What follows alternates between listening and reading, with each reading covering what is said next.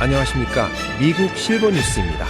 오늘은 2026년 1월 9일 금요일입니다. 미국의 경제정책 향방을 가를 연방대법원의 갈정이 미뤄진 가운데 백악관이 즉각적인 대안, 이른바 플랜 B를 준비하고 있다는 소식이 들어왔습니다. 또한 남가주 지역에는 주말까지 강력한 돌풍이 예고되어 있어 시설물 관리와 안전사고에 각별한 주의가 요구됩니다. 오늘 방송에서는 캘리포니아 기상이변부터 워싱턴의 경제정책, 그리고 시니어 여러분의 피부 건강을 지키는 올바른 목욕법까지 여러분의 삶에 직결되는 정보를 깊이 있게 분석해드립니다. 지금 바로 시작합니다. 첫 번째 소식입니다. 남부 캘리포니아 전역에 강풍경보와 주의보가 발효됐습니다. 국립기상청은 이번 강풍이 주말까지 지속될 것으로 예보했습니다. 특히 주의하셔야 할 지역은 샌 가브리엘 산맥과 14번 프리웨이 구간입니다.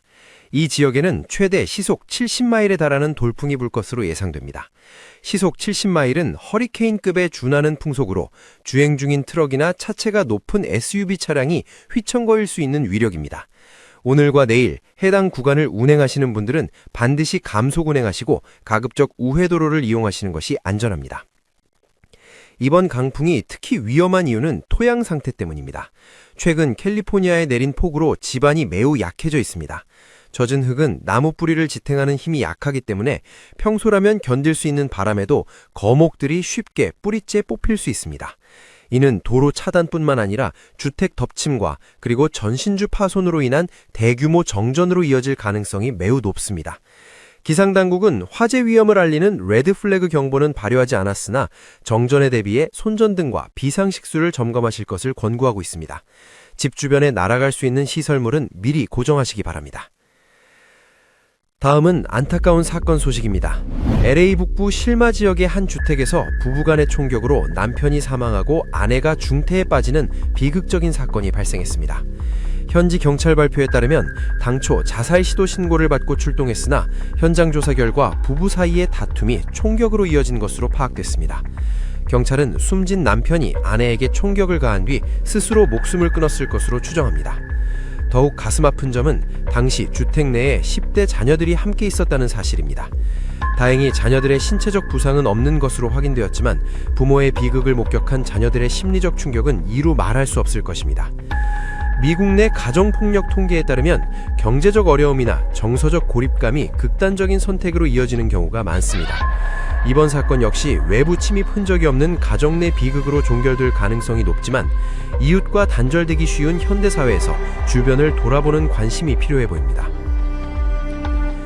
오늘 워싱턴 정가의 시선은 연방 대법원에 쏠렸습니다. 트럼프 행정부가 추진 중인 상호 관세 정책의 적법성 여부에 대한 판결이 나올 것으로 예상되었지만 대법원은 오늘 침묵을 지켰습니다. 법원 홈페이지 공지에 따르면 관련 선고는 14일, 다음 주 수요일로 미뤄질 가능성이 높습니다. 시장의 불확실성이 며칠 더 연장된 셈입니다. 하지만 주목해야 할 점은 백악관의 반응입니다. 백악관은 대법원의 판결 결과와 무관하게 관세 정책을 강행할 수 있는 치밀한 플랜 B를 이미 수립했다고 밝혔습니다. 케빈 하셋 백악관 국가경제위원회장은 오늘 브리핑에서 주요 인사들이 참석한 긴급 메일을 마쳤고 대법원이 설령 행정부의 손을 들어주지 않더라도 우리는 준비가 되어 있다고 강조했습니다. 여기서 언급된 플랜 B의 핵심 법적 근거는 국가비상경제관한법이 될 가능성이 큽니다. 이는 1977년 제정된 법으로 대통령이 국가 안사가 위험이 된다고 판단할 경우 경제 제재를 가할 수 있는 막강한 권한을 부여합니다. 하셋 위원장은 다른 나라들과 체결한 합의와 동일한 결과를 낼 수 있는 다양한 법적 수단이 있으며 이를 즉시 이행할 수 있다고 덧붙였습니다. 이 뉴스가 우리에게 중요한 이유는 물가 때문입니다. 관세 정책이 강행될 경우 수입품 가격 상승은 불가피하며 이는 소비자 물가 지수에 즉각적인 영향을 줄 수 있습니다. 은퇴자금으로 생활하시는 시니어분들에게는 인플레이션이 가장 큰 적입니다. 향후 14일 대법원의 결정과 백악관의 후속 조치를 계속해서 예의주시해야겠습니다. 다음은 건강 소식입니다. 날씨가 추워지면서 뜨끈한 사우나 찾으시는 분들 많으시죠? 특히 한국 분들은 때를 밀어야 개운하다고 생각하십니다. 하지만 60세 이상 시니어라면 이 습관 다시 한번 점검하셔야 합니다. 피부과 전문의들은 입을 모아 때는 억지로 미는 것이 아니다라고 조언합니다. 우리가 흔히 때라고 부르는 것은 피부의 가장 바깥층인 각질층입니다. 이 각질층은 외부의 세균과 자극으로부터 우리 몸을 보호하고 수분을 가둬두는 피부 장벽 역할을 합니다. 나이가 들면 피부의 지방 분비가 줄어들고 표피가 얇아집니다. 통계적으로 65세 이상 인구의 약 70%가 피부 건조증을 앓고 있습니다.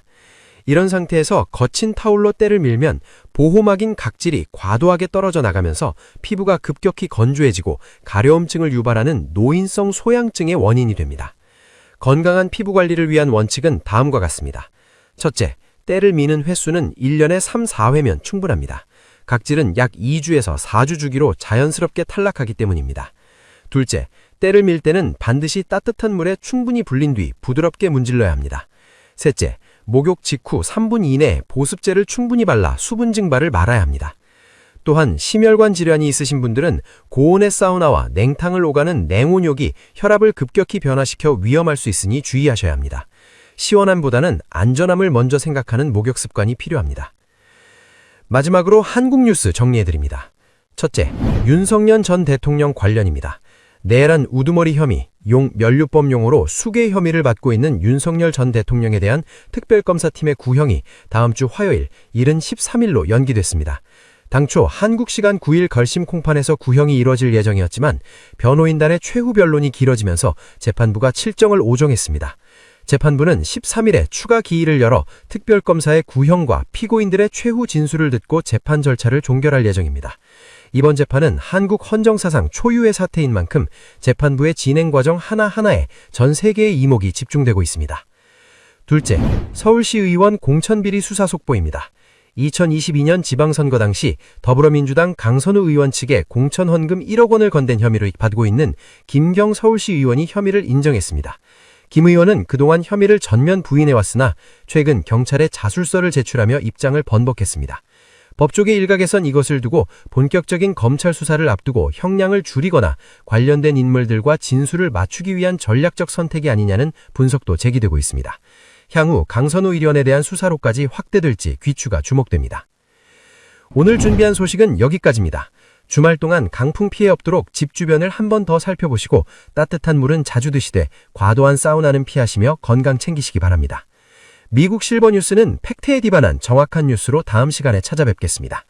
영상이 도움되셨다면 구독과 좋아요 버튼을 눌러주십시오. 여러분의 관심이 더 나은 방송을 만드는 힘이 됩니다. 고맙습니다.